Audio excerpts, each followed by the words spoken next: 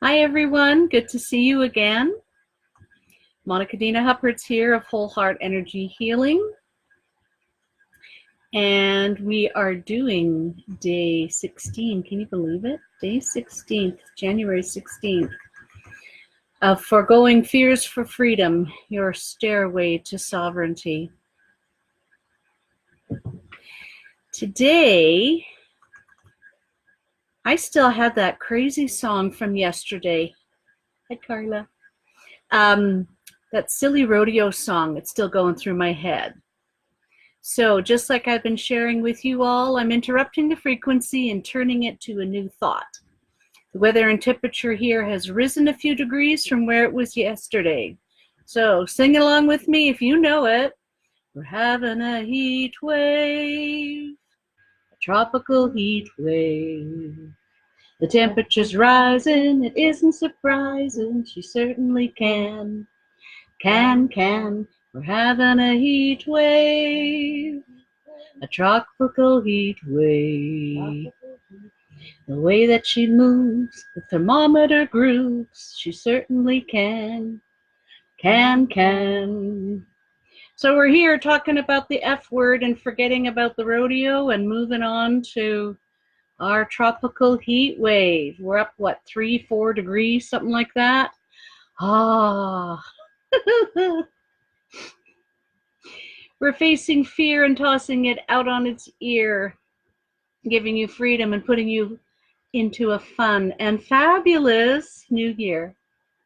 It seems that fear is getting a bad rap, and when you really look closely at it, fear really is no more than an alert, a signal that some potential danger is here.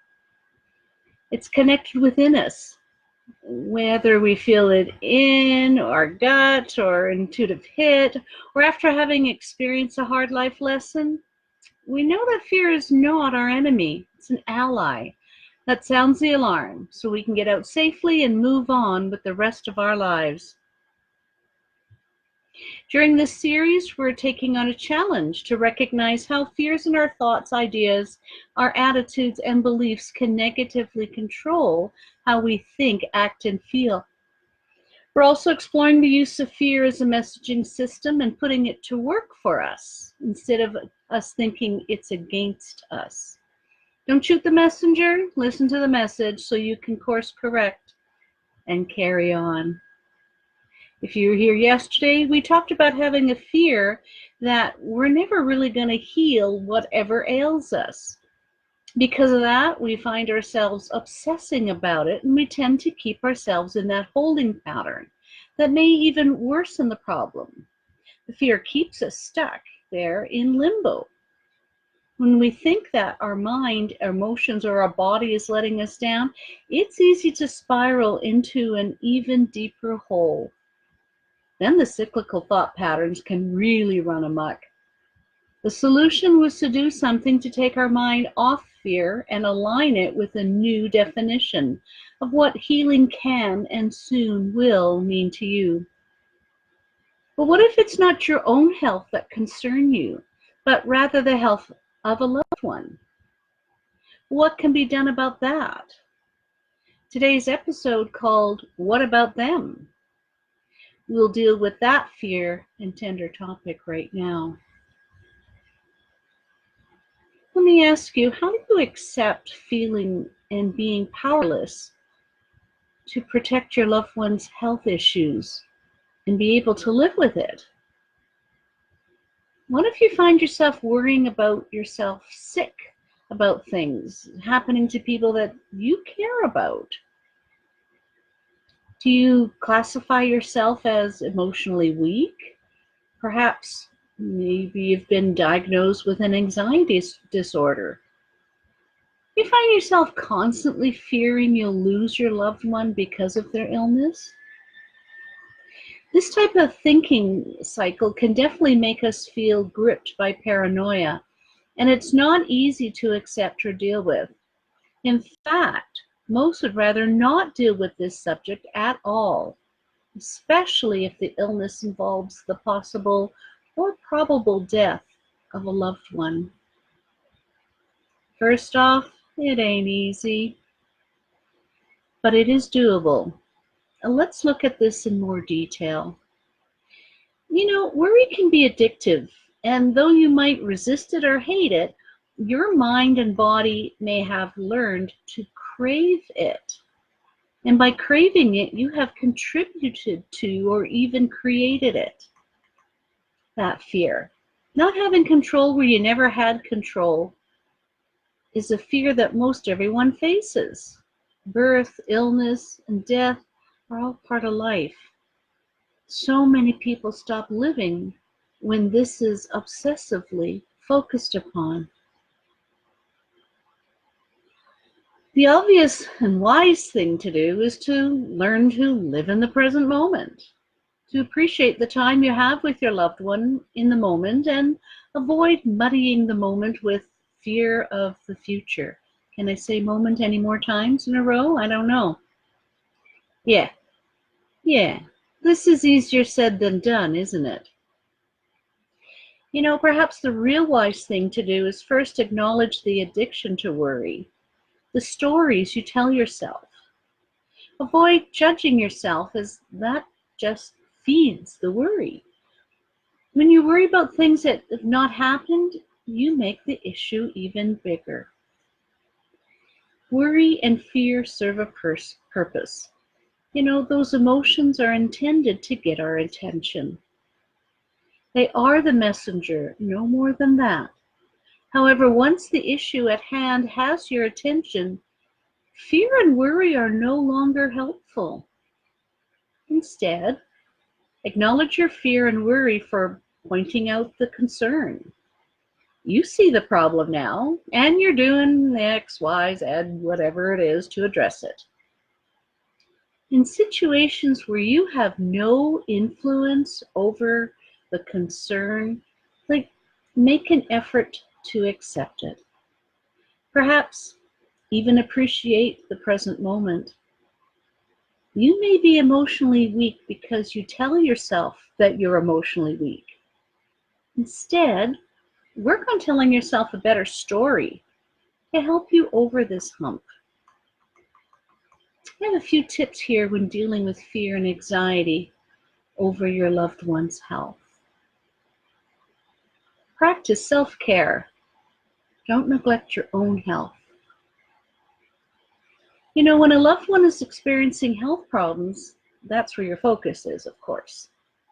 Yet, taking some time to do something that enhances your own well-being reduces your anxiety and allows you to feel more calm. So you can focus better on your loved one then. Try going for a walk, deep breathing, reading, baking, coloring, or anything else that quiets your mind and body. Educating yourself on their illness helps you to better understand what may be going on. But don't stay up all night surfing the net, as this usually leads to sleep loss, frustration, and more anxiety, and it doesn't help you and it won't help anyone else either. Be aware of your anxiety when it's taking over. Don't let anxiety run rampant. When anxious thoughts run amok, they feed on each other and grow large. If you play the what if game, you tend to lose. Anxiety is like a weed that chokes out helpful thoughts and feelings and takes over what you think, feel, and do. Instead of being present with your loved one, you're lost in anxiety and can connect with them. You're lost in your anxiety and you can't connect with them. Focus on the love you feel for your loved one and believe in yourself. Make their appointments, ask them questions, pursue answers for them. Doing this helps your own anxiety and fear to quiet down, maybe even disappear. Try these out. You just might find that your anxiety over a loved one's health decreases. For those of you interested in homeopathy support rather than allopathic help, you may want to try the Bach flower remedies. Red chestnut is one that came to mind. You will find these words written on it. Allows you to love without anxiety or fear for the well-being of your loved ones. That's what it says. Take it for what you will. When loved ones are at the end stage of an illness, and your fear of loss is causing a great deal of pain, life can seem meaningless and empty. This is a part of the grieving process. You can get through this. Look up the Serenity Prayer online. Many have found comfort in reading those words. If you're still feeling overwhelmed by this type of fear, book a session with me, and together we'll kick your fear out on its rear. There's several healing techniques that can help mend and even extend people's lives, or at least help them and you be more peaceful with it. Let's book a healing session so you can experience freedom from your fears. There are courses in the making that will be of great benefit to you because they'll help you achieve your goals faster, easier, and more efficient. You deserve a more balanced and happier life. Message me if you have questions or would like to have more information. I hope that you're supported during this quest and can find someone to go along with you on your journey. Let's do this together. Together is better. Use the link below called Getting to Know You, and we'll explore what you want to achieve in life and move forward in a happier way of being. Monica Dina Huppert's here, Whole Heart Energy Healing. This has been day 16 of your Stairway to Sovereignty, Foregoing Fears for Freedom. So you can have a new year, a new decade, and a new you off to an abundant new start. Cheers to your success. I want to say thank you, Cousin Carla, for coming out, and Linus. Nice for you to have joined. I so appreciate you being here and having a listen in. All right, everyone. Ta-ta for now. Bye-bye.